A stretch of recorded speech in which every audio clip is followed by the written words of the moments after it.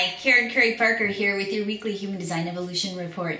We have, starting in the sun this week, the Gate 50, which is called the Cauldron. It's the energy of deep responsibility, nurturing, and values.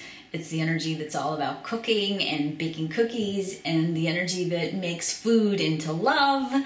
But most importantly, it's the energy that when it's in the sun, especially given all the deep kind of murky stuff that we've been doing emotionally in the last couple weeks, it's really an energy that's inviting you to step out and make sure that your values are in alignment with what you're wanting to create. So are you walking your talk this week? And that's really the question for yourself to really play with and to really look at your outer reality and your life and your actions and making sure that you are in deep alignment with your truth and what is truth for you. You've been doing all this work. Now it's time to make sure that what you've been thinking about, what you've been attesting to, what you've been attuning to, that everything that's going on the inside is now becoming manifest in your actions to create it on the outside. With the Gate 3 and the Earth, we've got the energy to transform our values. We're moving into the new, we're mutating, we're changing. And with this Gate 50 coming in, it's again just making sure that the new values that we're embracing, the new things that we're creating, making sure that they're really in alignment with what is truth for you.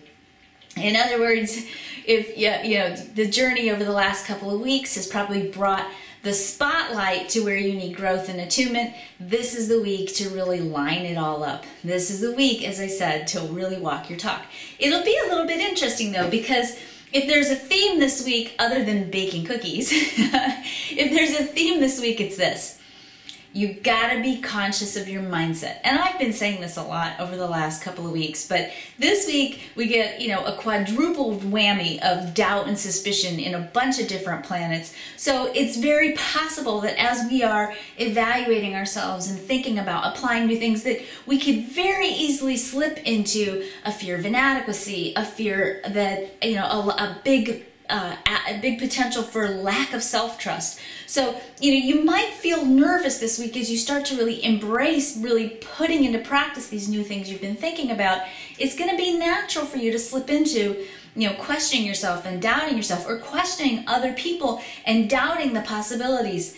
Be conscious that that energy of doubt and suspicion is always an energy that marks the initiation of new things. It's all about, if you think about this, it's logical. Doubt and suspicion is very logical. If you think about the logical process, if you think about the scientific method, it always starts with a hypothesis, something that has to be proven. You're in the cycle of bringing the new forth. And as you bring it out into the open, as you bring it out into form in your life, you're going to have a natural cycle of doubting. And that doubting is not about quitting. It's not about beating yourself up. It's not about self-flagellation. It's not about, questioning yourself and your own ability.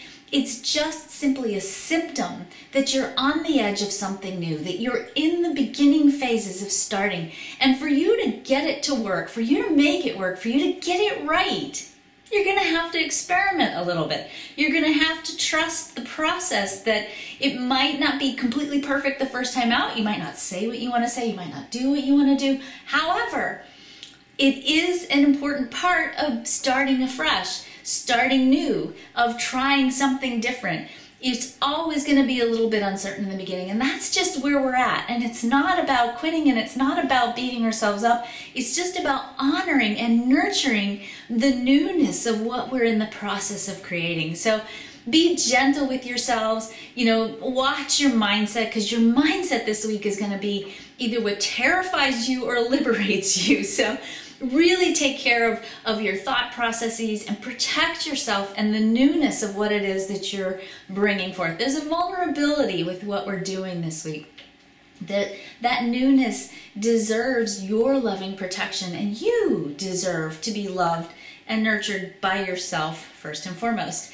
The outer planets are not doing a whole lot of big shifting this week, thank God, because it's always nice when they stay in place, right? They are, however, continuing to teach us that our greatest power is sourced in Source, that we are most powerful when we surrender to something bigger than ourselves, when we let go and let the universe handle the details, but continue to take those baby steps, one step in front of the other step, as they keep showing up. and for us to just look to the outer reality for the revelation of the next step in our journey, to not get lost in the doubt and confusion, to not get lost in the self-flagellation, to not worry about not knowing how it's going to end up, but to instead stay in a place of faith that the unfoldment of what is truth for you will happen when you let go and you let it be revealed to you step by step by step. Take care of yourselves this week. Don't eat too many cookies, and get some good rest. Really take some time to meditate, to dance, to play, to be in the flow of what it means to be alive. That 50 is a sweet, sweet energy. Take care of the people you love too. And most importantly, if I haven't said it already, and I know I have, take care of yourself. Talk to you next week.